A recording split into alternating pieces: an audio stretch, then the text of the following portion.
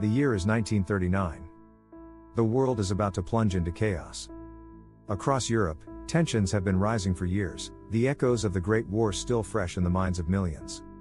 Nations are reeling from the devastation of the 1914 to 1918 conflict. But, in Germany, a man named Adolf Hitler is rising to power. His promises of rebuilding the country after the humiliation of Versailles are gaining traction. The Nazis are growing in strength, and Hitler's ambitions are becoming clear. The world doesn't realize it yet, but this man and his ideology will set the stage for the deadliest conflict humanity has ever known. On the morning of September 1, 1939, a quiet dread fills the air. In the early hours, German forces cross into Poland. The world watches as the seemingly unstoppable Nazi war machine marches forward. The Blitzkrieg, the lightning war, unfolds with a terrifying efficiency.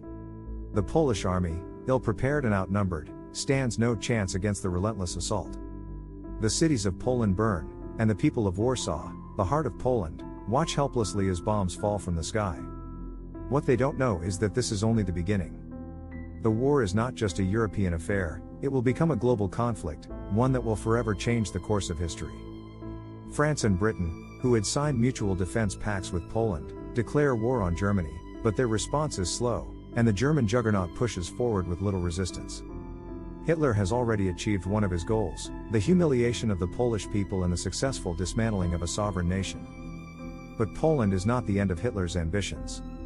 He is determined to create a German empire that stretches across Europe, and Poland is just the first stepping stone. As Europe descends into chaos, the world's attention shifts across the globe. In Asia, Japan has been aggressively expanding its empire. In 1937, Japan invaded China, and its brutal treatment of civilians has already sparked outrage across the globe. But Japan's ambitions don't stop in Asia. They want to dominate the Pacific, and their alliance with Nazi Germany and Fascist Italy in the Tripartite Pact of 1940 solidifies their intentions for global conquest. Hitler, meanwhile, is on a mission to secure his vision of a new order. In the spring of 1940, the German military strikes again. Denmark and Norway are quickly overrun by Nazi forces. But it is the fall of France that sends shockwaves across the world. In June 1940, the German military executes the unthinkable.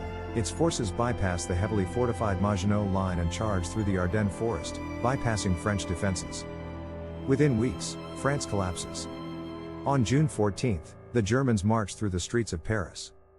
The once mighty French army has been defeated, and the British find themselves alone in Europe. By this point, the British have already suffered the first blows of the war. The Battle of Britain, fought in the skies above England, is a desperate attempt to prevent a German invasion. The Luftwaffe, Germany's powerful air force, bombs British cities and military installations relentlessly. But the Royal Air Force, the RAF, fights back. Their courage and resilience in the face of overwhelming odds are nothing short of heroic. The Battle of Britain is a pivotal moment. The Germans fail to gain control of the skies, and the invasion of Britain, Hitler's next objective, is delayed indefinitely. While the battle for Britain rages, the war on the Eastern Front is beginning.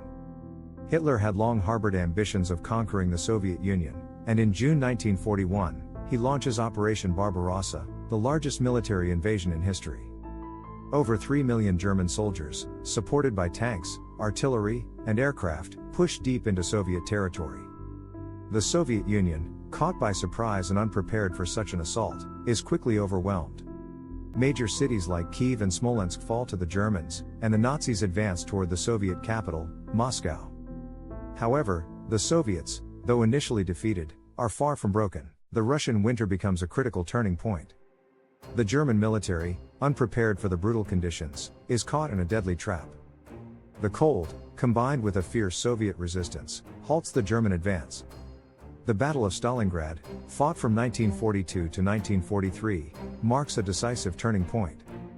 The Germans, exhausted and overstretched, are forced to retreat, and the Soviet counteroffensive begins.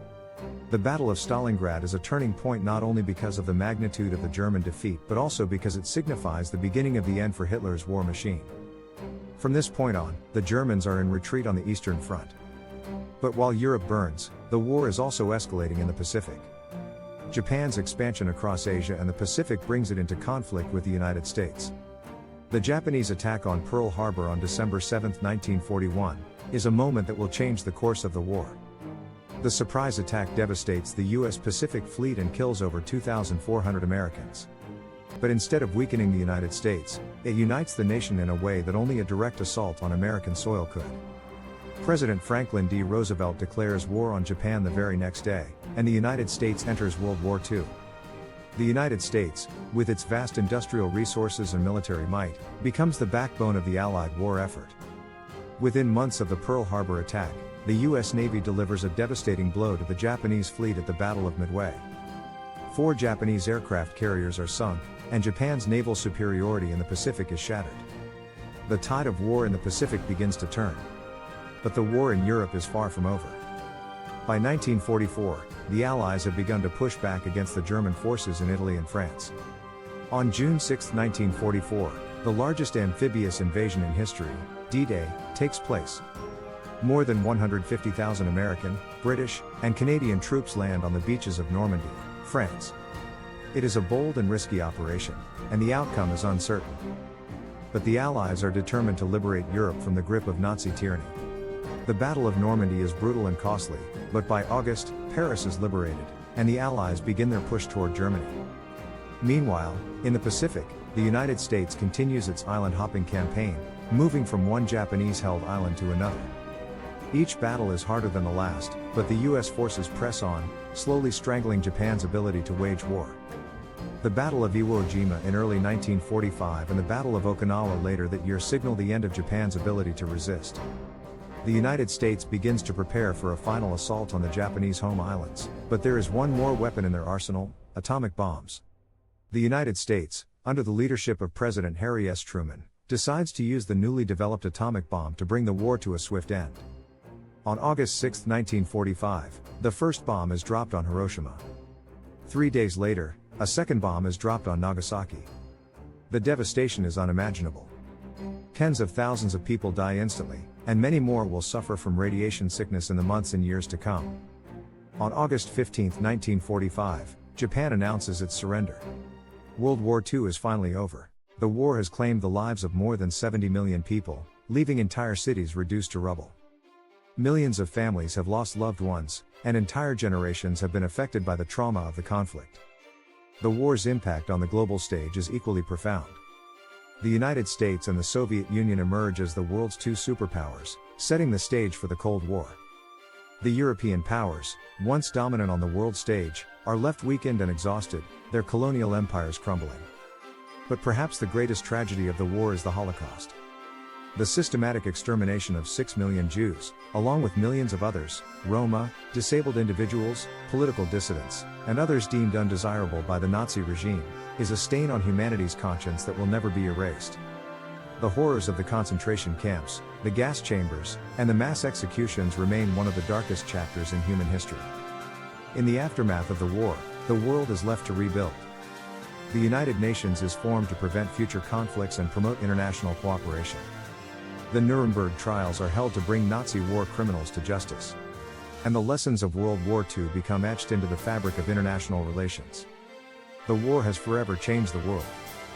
The impact of World War II is still felt today. The global order that emerged from the ashes of the war, shaped by the ideological rivalry between the United States and the Soviet Union, has given way to new geopolitical tensions. The consequences of the war continue to influence the international landscape, and its lessons remain critical for understanding the importance of peace, diplomacy, and the protection of human rights. World War II may have ended in 1945, but its legacy will live on as long as humanity remembers. It was a war that shaped the modern world, a conflict that brought both unimaginable destruction and a renewed commitment to never allow such horrors to occur again.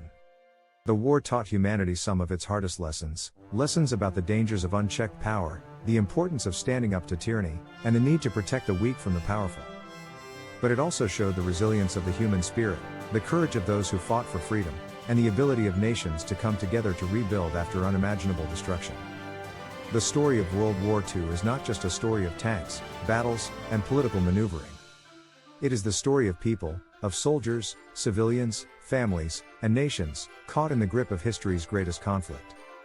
It is the story of triumph and tragedy, of light and darkness. It is a story that we must continue to remember, not just to honor the sacrifices of those who fought, but to ensure that the horrors of the past are never repeated.